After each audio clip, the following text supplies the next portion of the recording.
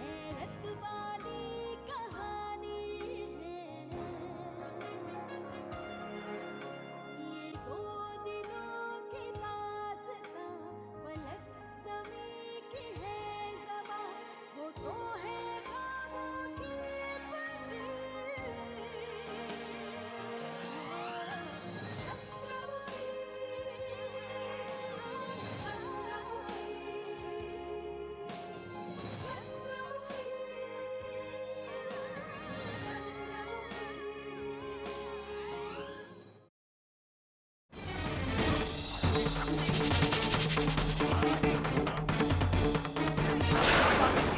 तेरी ये धृष्टता हम अपने और तेरी मायावी शक्तियों को कैसे नष्ट कर देते हैं। उस जादूगर विचित्र सेन ने मंदराज का रूप बनाया था।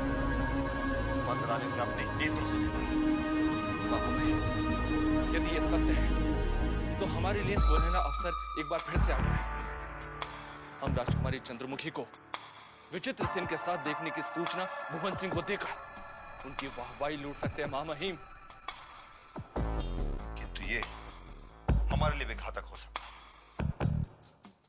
हम समझ गए, आपकी स्मृति शीश पर लगे चोट के कारण ही गई होगी। कदाचित वो चोट आपको राजवीर ने ही पहुंचाई होगी। किंतु हमें इस बात की प्रसन्नता है कि आप ठीक हो गए। हम कोई और नहीं, हम चंद्रमुखी हैं। समझ में नहीं आ रहा कौन सत्य कह रहा है और कौन असत्य है। पता नहीं कब इस उपनगर के मायाजाल से बाहर निकलूंगा।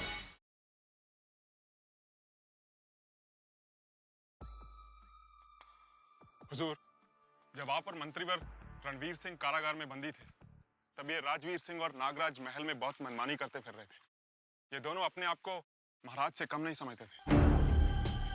राजवीर सिंह और नागराज अपने स्वार्थ के लिए कुछ भी कर सकते हैं। हमने भाई जी को बहुत समझाया कि उन पर भरोसा ना करें, किंतु उनने हमारी एक नहीं सुनी। इसका परिणाम हमें आज तक भुगतना पड़ रहा है। यदि राजकुमारी चंद्रमुखी हमें शीघ्र ही मिल गई तो हमारे समस्त शत्रुओं का अंत हो जाएगा।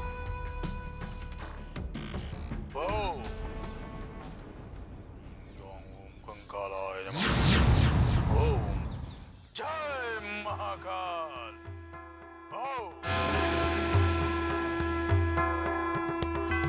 हुजूर, क्या हुआ? वो देखिए, जादूगर विचित्र सेन ध्यान लगाए बैठे।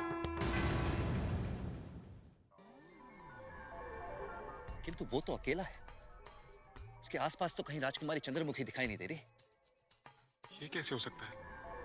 गुप्त सूचना के अनुसार तो राजकुमारी चंद्रमुखी को इस समय विचित्र सेन के साथ ही होना चाहिए।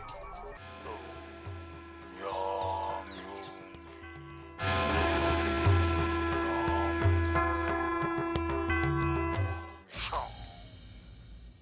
तुम्हें ये गुप्त सूचना कहां से प्राप्त हुई थी?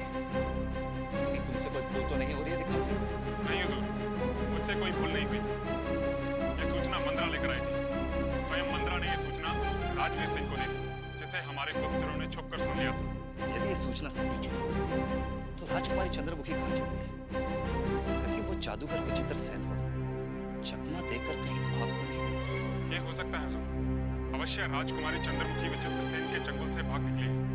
इसीलिए विचित्र सेन इस अवस्था में बैठा है। तुम्हारे कहने का तात्पर्य ये है कि जादूगर विचित्र सेन अपनी मंत्र शक्तियों से राजकुमारी चंद्रमुखी की खोज कर रहा है। आप मेरे कहने का तात्पर्य समझ गए हैं। अवश्य जादूगर विचित्र सेन कुछ ऐसा ही कर रहा है। नहीं विक्रम सिंह, यदि राजकुमारी चंद्रमुखी जादूगर विचित्र सेन के चुंगल से निकल जाती है तो वो इस तरह हाथ पे हाथ धरे नहीं बैठा रहता। अवश्य वो राजकुमारी चंद्रमुखी की खोज में इस जंगल में इधर उधर भागता फिरता। वैसे भी जादूगर विचित्र सेन इस मायावी जंगल के सारे पथ को अच्छी तरह जानता है। अवश्य मंदरा की सूचना गलत होगी। अब हमें राजकुमारी चंद्रमुखी की खोज में तीव्रता लानी होगी ताकि तत्काल भाई जी को उनका पथ मिल जाए और रूपनगर के महल में एक बार फिर से हमारा शासन हो।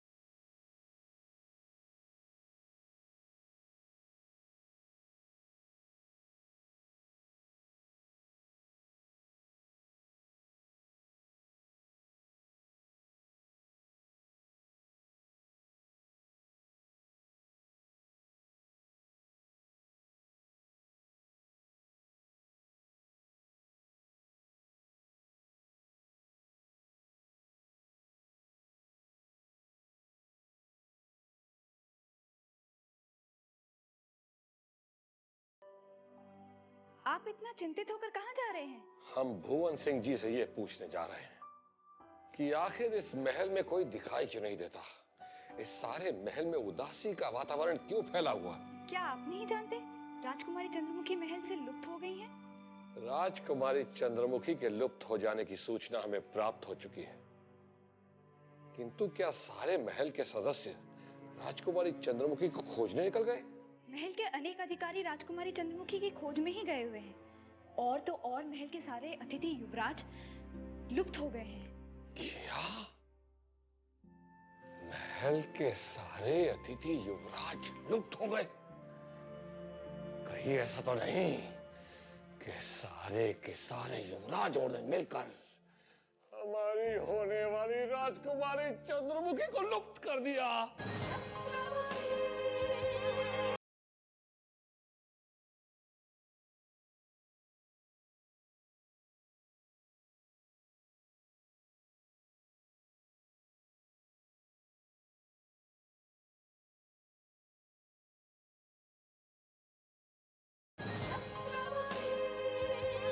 महल के अनेक अधिकारी राजकुमारी चंद्रमुखी की खोज में ही गए हुए हैं। और तो और महल के सारे अतिथि युवराज लुप्त हो गए हैं। क्या? महल के सारे अतिथि युवराज लुप्त हो गए? कहीं ऐसा तो नहीं कि सारे के सारे युवराजों ने मिलकर हमारी होने वाली राजकुमारी चंद्रमुखी को लुप्त कर दिया? ये तो अभी कोई नहीं जानता युवराज। पहले राजकुमारी चंद्रमुखी के लुप्त होने की चिंता थी और अब महल के समस्त युवराजों के लुप्त हो जाने से अचानक महल में कोहराम मच गया है। इसलिए पूर्व मंत्रीवर रणवीर सिंह व उनके भाई परमवीर सिंह को कारागार से स्वतंत्र कर दिया गया है। ये तुम क्या कह रही हो? हमने तो सुना कि परमवीर सिंह और उनके भाई परमवीर सिंह को फांसी की सजा होने वाली है। उनकी फांसी टल गई है मुझे। परमवीर सिंह राजकुमारी चंद्रमुखी को खोजकर वापस लाने में सफल हुए तो रणवीर सिंह का पदभार दोबारा सौंप दिया जाएगा। इसी कारण महल में दहशत है। अब हमारी समझ में आ गया कि समस्त महल में शमशान घाट का वातावरण क्यों है। तुम हमारे सौतेले भाई पर उस पुराने महल में दृष्टि जमाए रखना। हमें पूर्ण विश्वास है कि समस्त युवराजों की तरह वो भी भागने का प्रयत्न करेगा। आपके सौतेले भाई भी पुराने महल से लुप्त हो गए। क्या इसकी जानकारी आपको नहीं है? नहीं, हमें नहीं पता था कि वो वहां से भाग चुका है, किंतु ऐसा तो होना ही था। हमें पूर्ण विश्वास था कि वो कायर एक दिन ऐसा ही करेगा। उनकी खोज में गए हुए अधिकारी भी वापस आ गए क्योंकि दूर दूर तक उनका कोई पता नहीं चला।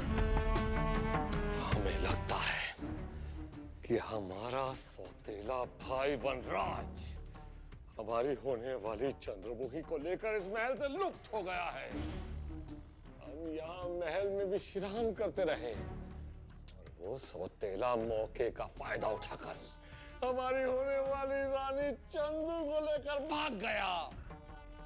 लेकिन हम भी उसे अलकापुरी नहीं पहुंचने देंगे। हम अभी जाकर हमारे सेवक जोरावर सिंह से मंत्रणा करते हैं। जोरावर! ये आवाज कैसी? लगता है महल में कोई नरभक्षी पशु घुस आया है। यदि वो भीतर आ गया तो मुझे तो कच्चा ही खा जाएगा। जोरावर, सरकार का भी कुछ अता पता नहीं है। वो अपना कक्ष छोड़ के कहीं भाग तो नहीं खड़े हुए? जोरावर, तेरा क्या होगा? यदि महाराज यहाँ से भाग खड़े हुए तो तू अलकापुरी कैसे पहुंचेगा? जोरावर, हम तुम्हें छोड़ के नहीं जाएंगे। हम ऐसे वैसे युवराज नहीं हैं। और वैसे भी इस महल में केवल हम और तुम बचे। अन्य युवराज सब एक एक करके यहाँ से लुप्त हो गए हैं।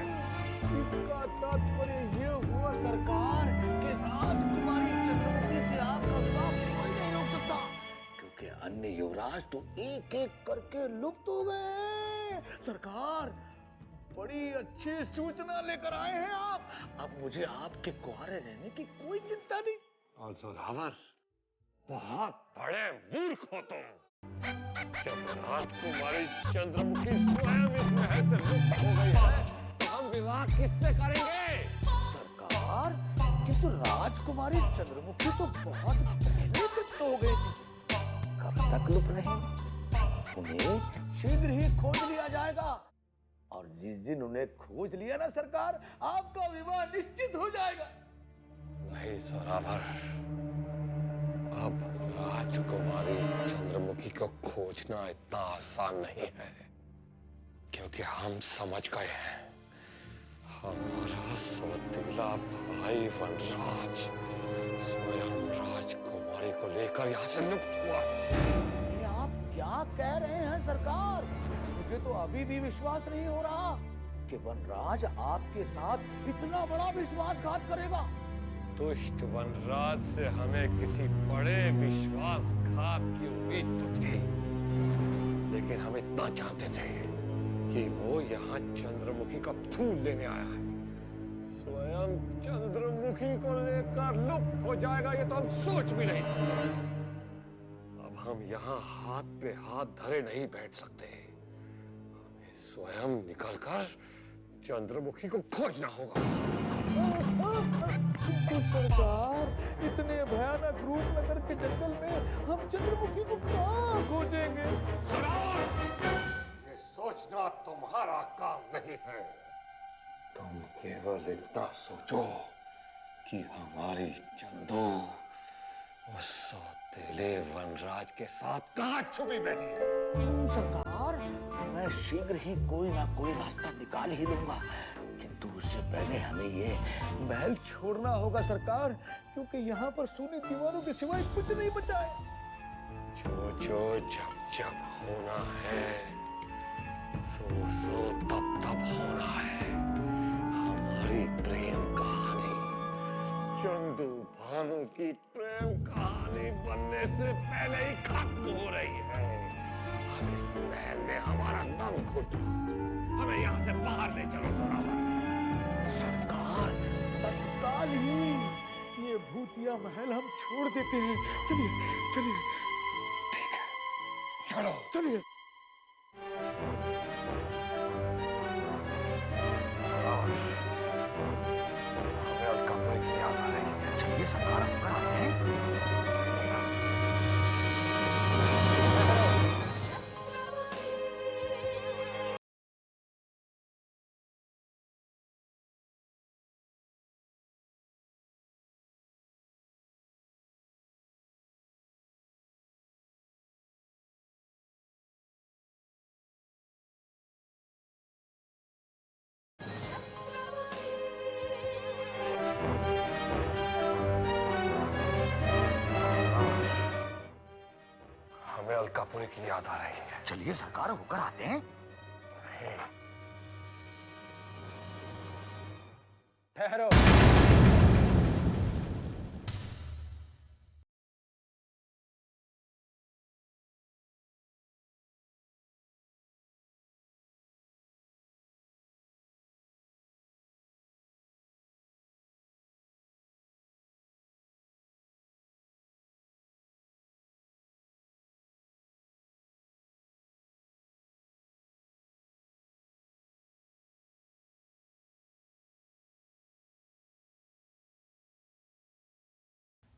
यदि हम महल के बाहर जाना चाहें, तो क्या हम पर रोक लगाई जाएगी? हम एक युवराज हैं, युवराज, और वो भी कोई ऐसे वैसे राज्य के नहीं, अलकापुरी के इकलौते युवराज कुंवर भानु प्रताप से हम जो चाहे जब चाहे कर सकते हैं। यदि आप ऐसा सोच रहे हैं तो बहुत गलत सोच रहे हैं, क्योंकि इस समय आप अपने राज्य अलकापुरी में नहीं, अभी तो रूपनगर में हैं, और यहाँ वही होगा जो हम चाहेंगे। आप अपने अतिथि का अपमान कर रहे हैं। रूपनगर के इस महल में हम राज अतिथि हैं, राज अतिथि, और आप हमारे साथ ऐसा व्यवहार नहीं कर सकते जैसे कि हम कोई बंदी हैं। आप हमें समझने में भूल कर रहे हैं।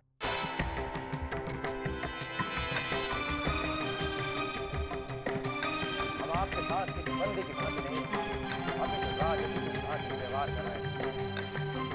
यदि हमने आपके साथ बंदियों की भांति व्यवहार किया होता, तब तक आपके हाथ पैरों में बेड़ियां पड़ी होती।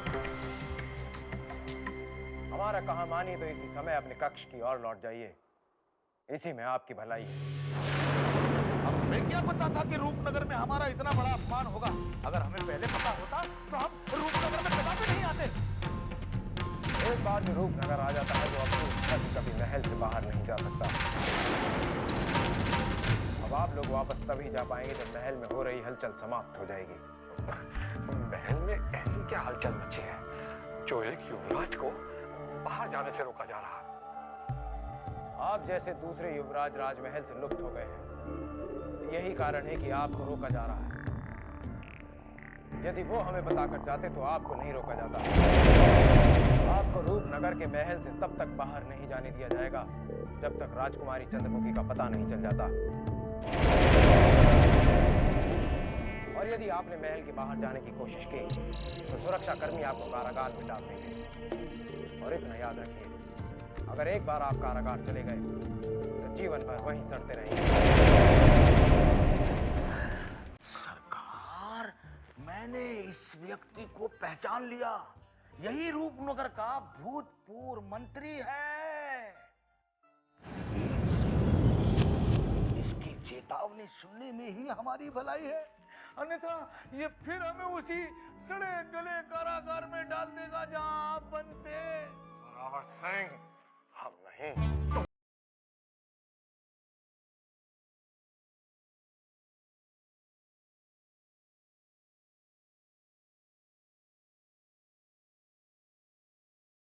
चलिए चलिए, वैसे भी समय अनुकूल नहीं है।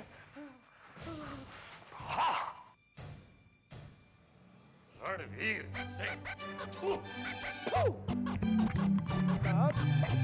न जाने कैसे कैसे दिन देखने पड़ रहे हैं। पहले तो इन्होंने मुझे कारागार में बंदी बनाया, अब आपके साथ कक्ष में बंदी बना दिया है। यदि आप राजकुमारी चंद्रमुखी को अपनी महारानी बनाने का स्वप्न न देखते तो ये दिन कदापि न देखने पड़ते। क्या तुम ये कहना चाहते हो कि तुम ये दिन हमारे कारण देख रहे हो? और नहीं तो क्या सरकार, यदि आपको विवाह करना था तो अलकापुरी में लड़कियां कम थी। अरे एक इशारे पर सैकड़ों कन्याएं आपसे विवाह करने को राजी हो जाती, किंतु आपको, अरे आपको तो राजकुमारी चंद्रमुखी को ही अपनी महारानी बनाना था। इसी कारण मैं भी फंस गया। जोरावर, तुम कभी किसी के स्वामी भक्त नहीं बन सकते।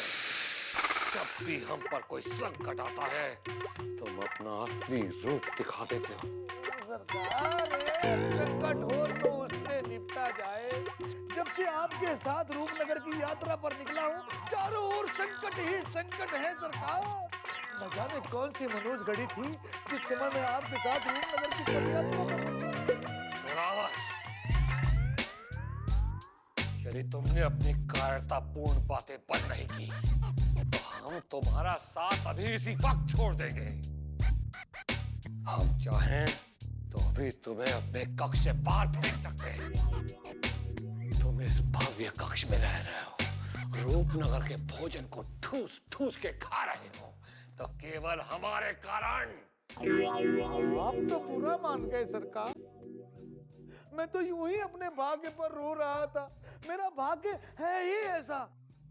अब छोड़िए भी इन बातों को सरकार। अब ये बताइए कि आगे की योजना क्या है?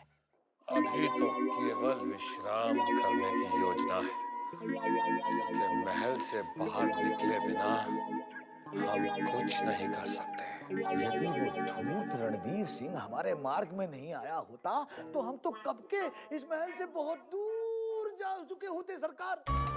सरकार, किंतु एक बात मेरी समझ में नहीं आ रही है, ये भूतपूर्व मंत्री रणवीर सिंह अचानक इतना शक्तिशाली कैसे हो गया? अरे जिसे फांसी पर लटकना था वो महल का रक्षक कैसे बन गया?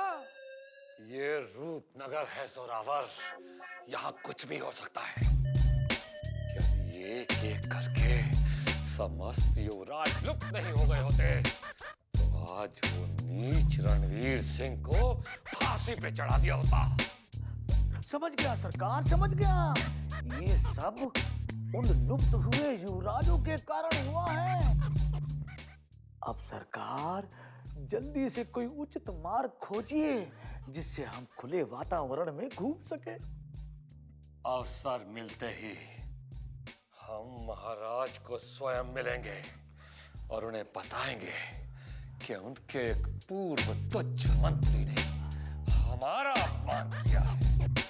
तब देखना महाराज से कैसा कठोर दंड देते हैं।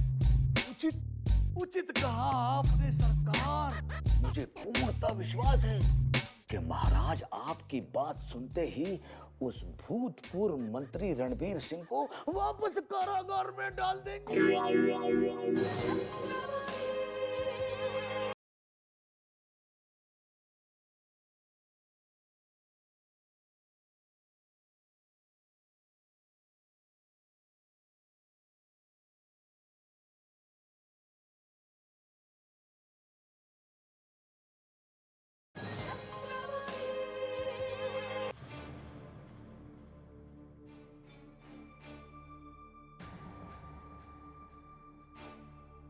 प्रणाम। प्रणाम। कहिए मंत्रीवर, कैसे आना हुआ? हम आपको महल की सुरक्षा के विषय में कुछ अवगत कराने आए हैं। हम महल की सुरक्षा के विषय में ही सोच रहे थे। कहिए, आपने महल की सुरक्षा के विषय में क्या कदम उठाए हैं? महल की चारों दिशाओं पर हमने रक्षकों को नियुक्त कर दिया है। अब महल के भीतर कोई मनुष्य तो क्या, परिंदा भी हमारी अनुमति के बिना प्रवेश नहीं कर पाएगा। हमें इस बात की प्रसन्नता है कि अब कोई अपरिचित महल में प्रवेश नहीं कर पाएगा। भीतर ही नहीं, अभी तो बाहर भी अब कोई नहीं जा सकता। और यदि किसी कारणवश किसी को बाहर जाना पड़े तो उसे हमारे अधिकारियों से अनुमति लेनी होगी। आपने इतनी शीघ्रता से एक कार्य पूर्ण कर दिया है, यह जानकर हमारी बहुत बड़ी चिंता दूर हो गई है।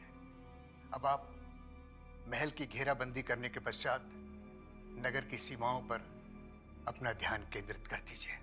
हम स्वयं रूपनगर की सीमाओं की तरफ प्रस्थान करना चाहते हैं भुवन सिंह जी, ताकि शीघ्र से शीघ्र राजकुमारी चंद्रमुखी को खोज कर ला सके। आपने हमारे मन की बात कह दी।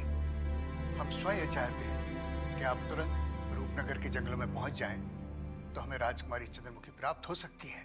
आप नहीं जानते राजकुमारी चंद्रमुखी के बिना महाराज पर क्या बीत रही है। हम महाराज के दुख को समझ सकते हैं भुवन सिंह जी।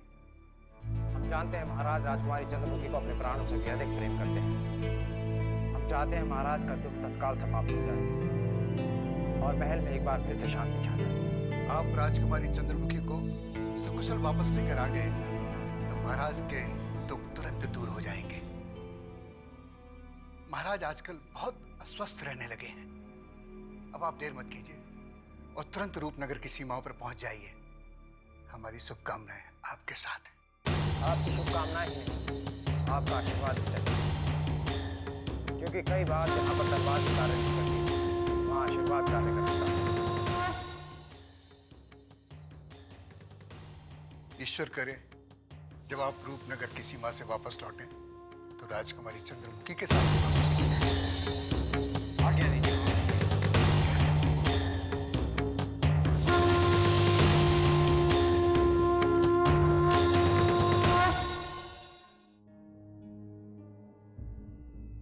नागराज, न जाने वो दुष्ट जादूगर विचित्रसेन हमें बांधकर कहां लिप्त हो गया। यदि हम इसी तरह इस पेड़ से बंधे रहे तो हमारे प्राण तो यही निकल जाएंगे। कोई उपाय सोचे नागराज, ताकि हमें इस बंधन से छुटकारा मिल जाए। महामहिम, इतनी देर से बंधे बंधे मैं थक गया हूं। मेरी सोचने की शक्ति बेकार हो गई है, मैं असमर्थ हो गया हूं। महामहिम, यदि हम उस महल से भागकर इस जंगल में नहीं आते ना, तो आज हमें यह दिन नहीं देखना पड़ता। महामहिम, नहीं देखना पड़ता। यदि महल से भागकर यहाँ नहीं आते तो वो रणवीर सिंह उस भुवन सिंह के कक्ष में हमारे प्राण ले लेता। मार भी नहीं बचा था। आज हमारा दुर्भाग्य है कि उस रणवीर स्मृति होता है।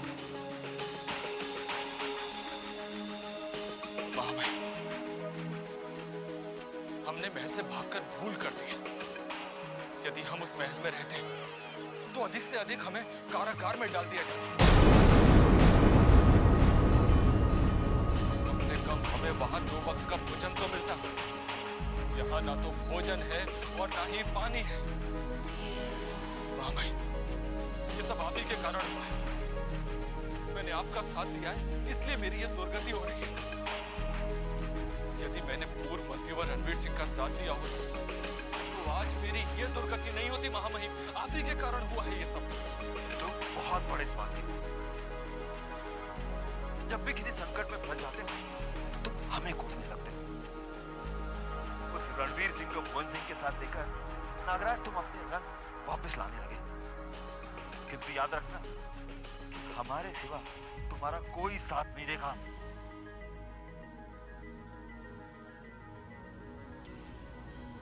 महामहिम, महामहिम, वो देखिए मंत्रा जा रही है। हाँ नागराज, हमारी मायावी सेविका हमें छुड़ाने आ रही है। अब हम इस विचित्र सेन के बंधन से छूट जाएंगे। महामहिम, वो आ नहीं रही है, जा रही है। समय नष्ट मत कीजिए, उसे बुलाइए। अरे तो तुम नहीं बुला सकते?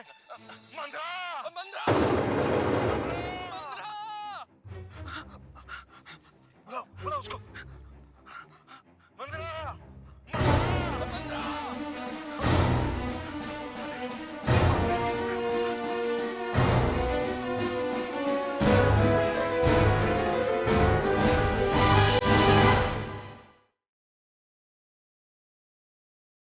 मुझे इस बात की प्रसन्नता है कि मैंने आप दोनों को ढूंढ लिया। मैं ये तो जानती थी कि आप दोनों भागकर इसी जंगल में आए होंगे, किंतु मैं ये नहीं जानती थी कि आप दोनों मुझे इस पेड़ से बंधे हुए मिलेंगे।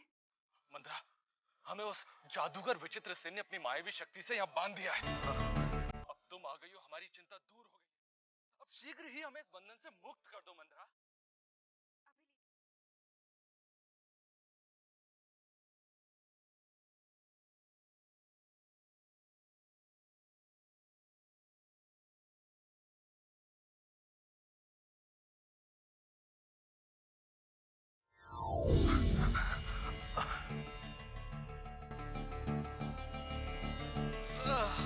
शुक्रिया मंत्रा, बहुत बहुत शुक्रिया।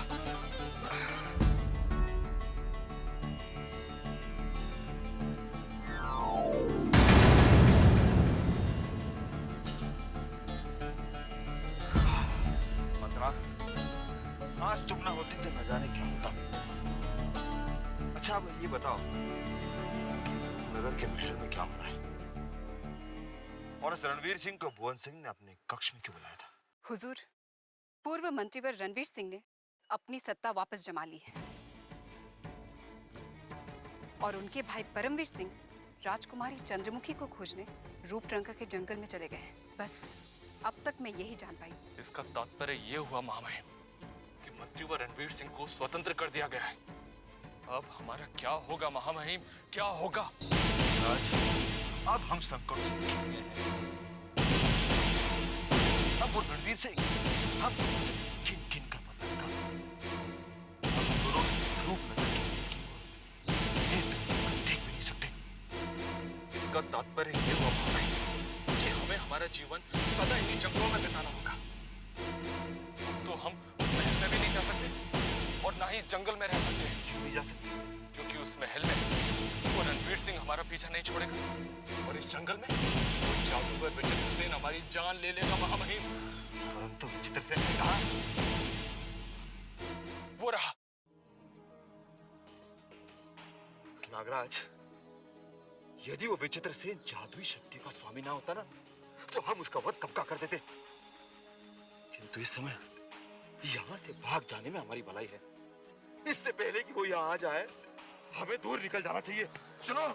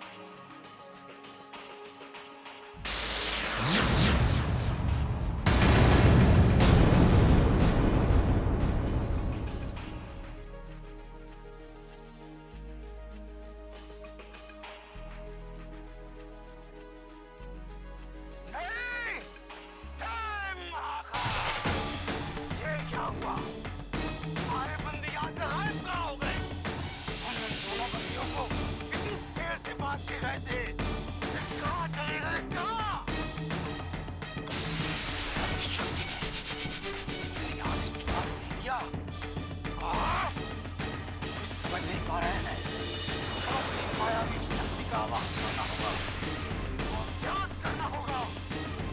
कहाँ है तुम्हें पता? कहाँ? आओ!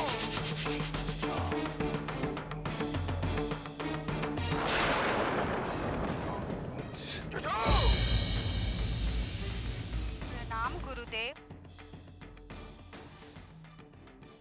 आयुष्मान भव माया। कहिए, आपने अपनी मायावी शक्ति माया को कैसे याद किया? आज तुम्हारे गुरुदेव के साथ बहुत बड़ा छल हुआ है। बहुत बड़ा छल माया, बहुत बड़ा छल। हमने अपने दो शत्रुओं को इस पेड़ के तने से बांध दिया था, परंतु जब हम लौट के आए तो वो दोनों पता नहीं कहाँ गायब हो गए हैं। अब तुम्हें उन दोनों को हमारे लिए ढूंढकर हमारे समक्ष प्रस्तुत करना है। गुरुदेव, आपके दोनों शत्रुओं का नाम क्या है? हमारे पहले शत्रु का नाम है राजवीर सिंह और दूसरे का नाम नागराज।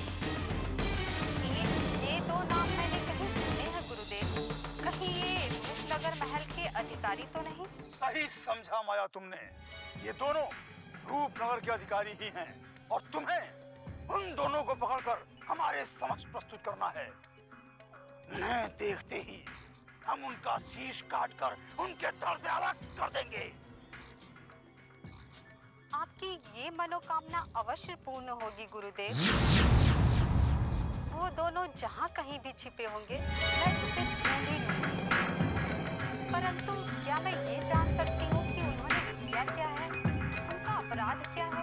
उन दोनों के कारण। हाँ माया, हाँ, उन दोनों के कारण राजकुमारी चंद्रमुखी हमारे हाथों से निकल गई। उनकी मायावी शक्ति ने बीच में ही आकर हमारा बना बनाया खेल बिगाड़ दिया। बस माया, बस। इसके अतिरिक्त हम तुम्हें कुछ नहीं बता सकते। जाओ, जाओ, तत्काल जाओ और उन दोनों को पकड़कर हमारे समक्ष प्रस्तुत करो। जाओ। जो आज्ञा गुरुदेव।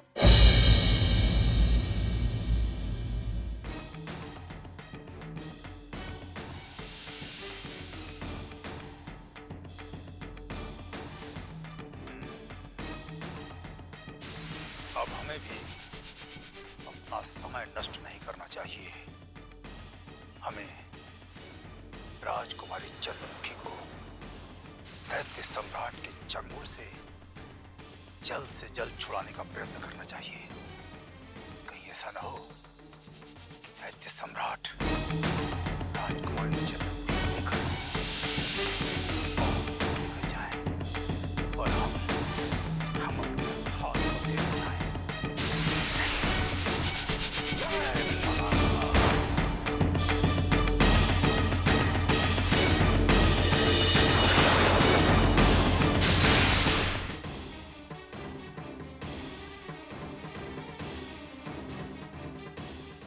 हम बाल बाल बच गए हुजूर। यदि मैं अपनी मायावी अदृश्य लकीर नहीं खींचती तो जादूगर विचित्र सेन की ये मायावी शक्ति हमें इसी समय खोज लेती। मैंने उसे संदेह भी नहीं होने दिया कि हम उसके इतने समीप थे। हमें तुम्हारी चतुराई पर विश्वास करना, किंतु इस बात की चिंता हो रही है कि वो विचित्र सेन कौन से दैत्य सम्राट की खोज में गया। जादूगर विचित्र सेन कह रहा था कि राजकुमारी चंद्रमुखी किसी दैत्य सम्राट के साथ चली गई, किंतु मंत्रा ने तो हमें ये बताया था कि राजकुमारी चंद्रमुखी को किसी विचित्र सेन के साथ देखा गया। मैंने राजकुमारी चंद्रमुखी को जादूगर विचित्र सेन के साथ देखा था हुजूर। फिर विचित्र सेन ये क्यों कह रहा था कि राजकुमारी चंद्रमुखी किसी दैत्य सम्राट के साथ गई हुई है? ये दैत्य सम्राट कौन है? हो सकता है कि वो दैत्य सम्राट स्वयं वनराज हो। वनराज? मंत्रा, क्या तुम उस पशुराज के लिए कह रही हो जो उस पुराने महल में ठहरा हुआ था? हाँ, मैं उसी पशुराज के विषय में कह रही हूँ हुजूर। क्योंकि जब मैंने राजकुमारी चंद्रमुखी का पीछा किया तो जादूगर विचित्र सेन वनराज के रूप में था और मुझे देखने के पश्चात जादूगर विचित्र सेन अपने वास्तविक रूप में वापस आ गया। और जैसे ही जादूगर विचित्र सेन अपने वास्तविक रूप में वापस आकर मुझ पर आक्रमण करने की सोच रहा था, तभी उसी अवसर का लाभ उठाकर राजकुमारी चंद्रमुखी वहां से भाग गई थी। और इसके पश्चात राजकुमारी चंद्रमुखी को कहीं फिर से वनराज मिल गया होगा उसे। कदाचित तुम सत्य कह रही हो, क्योंकि वो पशुराज पुराने महल से भाग चुका है और राजकुमारी चंद्रमुखी उसे भटकते हुए कहीं मिल गई। महामहिम, अब मैं समझ गया। उस विचित्र सेन ने राजकुमारी चंद्रमुखी को वनराज के हाथों से छीनने का प्रयास तो किया था, किंतु वो सफल नहीं हो पाया, क्योंकि मंदरा के अचानक आ जाने से उसकी योजना टूट गई। विचित्र सेन राजकुमारी चंद्रमुखी को पशुराज से कभी छीन नहीं पाएगा, क्योंकि पशुराज अनेक शक्तियों का स्वामी है, और यदि वो विचित्र सेन उसके सामने आ गया तो पशुराज उसे समाप्त कर देगा।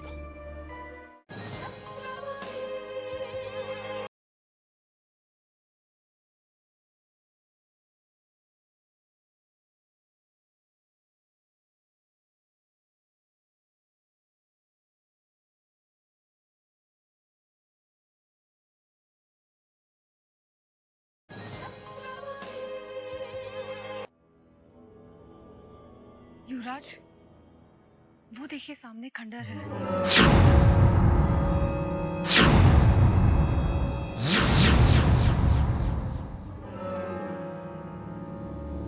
हम बहुत थक चुके हैं, कुछ समय वहां बैठ के विश्राम कर लें। रुकिए, पहले ये पता करना होगा कि ये खंडर मायावी तो नहीं है, क्योंकि रूपनगर के जंगलों में बहुत सारी मायावी शक्तियां फैली हुई हैं। चलिए देखते हैं।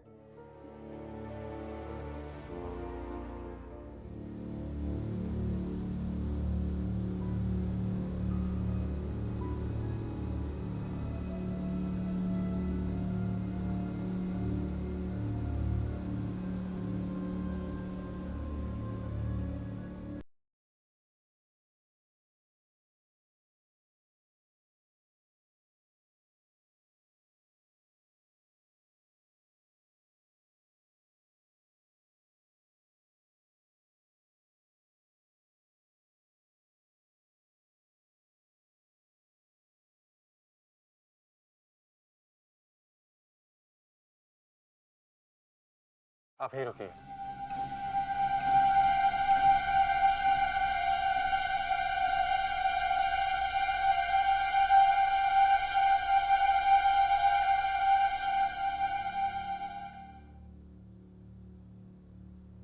राजकुमारी, ऐसा लगता है सोने खंडर में बहुत सालों से कोई मनुष्य नहीं आया है। आप विश्राम कीजिए, कुछ देर बाद निकलते हैं। क्षमा कीजिए युवराज, आपको हमारी वजह से बहुत कष्ट उठाने पड़ रहे हैं, पर हम क्या करें। आज से पहले हमने कभी इतनी पदयात्रा नहीं की है, इस कारण हम इतने थक गए कि हमें कदम भी नहीं चल पा रहा है। आप हमारे कष्टों की चिंता मत कीजिए, हमें तो कष्ट सहने जैसे आदत से पड़ गई है। आपने हमें अपने विषय में कुछ नहीं बताया, आप हमें कुछ बता सकते? आपको इतने कष्ट क्यों झेलने पड़े, जबकि आप एक युवराज है? युवराज होना हमारे लिए अभिशाप बन गया है। अगर हम युवराज नहीं होते तो हमें इतने कष्ट नहीं उठाने पड़ते। यदि बुरा न माने तो हम जानना चाहते हैं कि आपको ये दिन क्यों देखने पड़े और एक युवराज को इतने दुख क्यों झेलने पड़े? ये एक बहुत लंबी कहानी है। जब अलकापुरी में हमारा जन्म हुआ था तो पूरे राज्य में मानो एक खुशी की लहर फैल गई थी।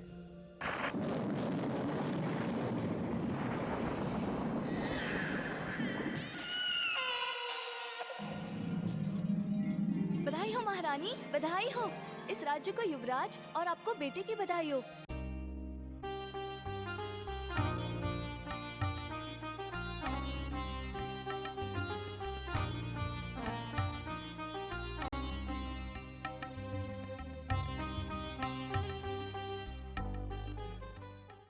किंतु वो अशुभ घड़ी भी दूर नहीं थी जब हमारे ही पिताश्री ने हमें देश निकाला दे दिया। ये बालक अति अशुभ घड़ी में पैदा हुआ है। अनिष्कारी लक्षण है इसकी कुंडली में। सारे अमंगल, सारे संकट ही नहीं,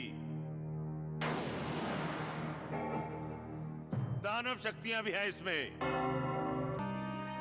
पद्मा, तुम जानती हो आचार्य रुद्रनाथ की भविष्यवाणी आज तक गलत साबित नहीं हुई है, इसलिए हमें अपने पुत्र का त्याग करना ही होगा।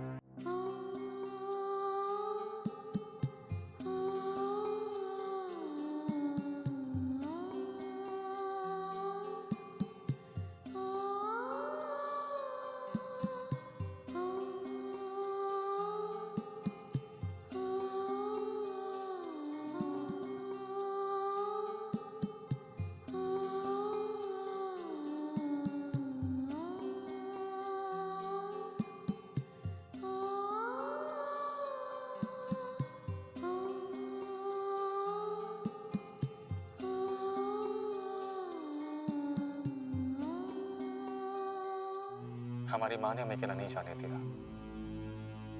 वो भी हमारे साथ चली और हमें मामाश्री के घर ले आई और वहीं हम बड़े हुए हैं। बुरा मत माना युवराज, जिस पिताश्री ने आपको अपने देश से निकाल दिया, अब उन्हीं की दृष्टि लौटाने के लिए रूपनगर तक इतने कष्ट उठा कर आए। हम अपनी माँ को दिए हुए वचन पूरा करने आए। आपकी ये भक्ति देखकर हम आश्चर्य में पड़ गए। बस हम आपको इससे अधिक और कुछ नहीं बता सकते हैं। एक राजपुरोहित की भविष्यवाणी ने आपके जीवन में इतने कष्ट भर दिए, किंतु आपके माँ ने आपका साथ कभी नहीं छोड़ा। हम अपनी माँ को ईश्वर से भी अधिक मानते हैं, क्योंकि उन्होंने हमें माता पिता दोनों का प्रेम देकर बड़ा किया है। धन्य है आपकी माँ। ऐसी माँ के चरणों में स्वर्ग जैसा सुख छुपा हुआ है। ईश्वर करे आपके पीछे आपकी माँ को कभी कोई कष्ट ना हो।